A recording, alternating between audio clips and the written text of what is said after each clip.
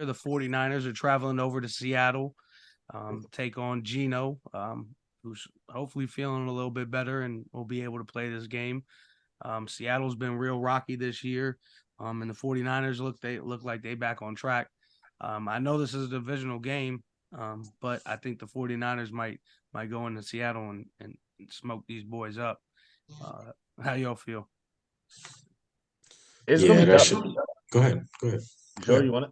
Yeah. Go ahead. I was just looking at the defense, and Seattle's defense secondary wise is actually pretty full strength. Witherspoon and Woolen back there are really different. And like I said, Woolen being 6'4" is able to stretch so he can play a little bit more loosely than other cornerbacks at his position. So in my opinion, Sam Fran's receivers are gonna have to get very shifty to be able to get some of those passes caught because like I said, Seattle, like I said, if you throw anything to Woolen, if it's not in front or leading away from him, you're gonna have a bad day.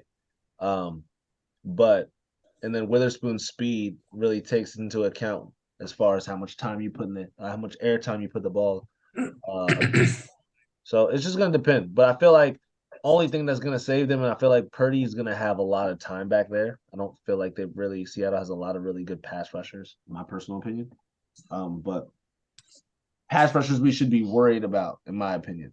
I think they still have what? They still have Warner, right? Yeah. Yes. Yeah.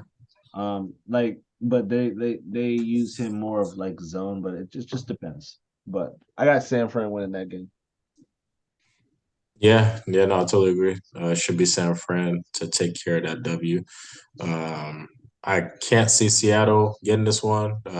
Even as good as they've been playing, Gino just went down with like a slight injury with him getting slapped by Aaron Donald the other day, so it was rough. So he's a little banged up, and it's a close week how it is right now. So I can't see them doing anything really major this weekend or tomorrow. Um, that San Fran should win probably by like a touchdown or two.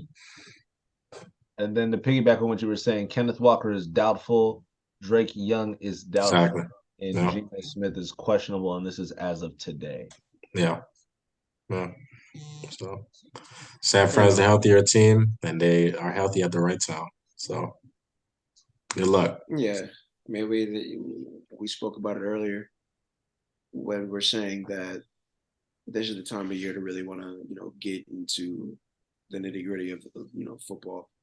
Really want to lock in and establish yourself as who you want to be going into the postseason or going into the latter part of the season and then the postseason, second half of the season. So San Francisco got the injury bug out of the way, obviously, with the exception of Fango, who was on IR. But, you know, in the event that he can come back or, however it boils down, San Francisco is still a pretty solid team, and their offense is going to be firing on all cylinders once again.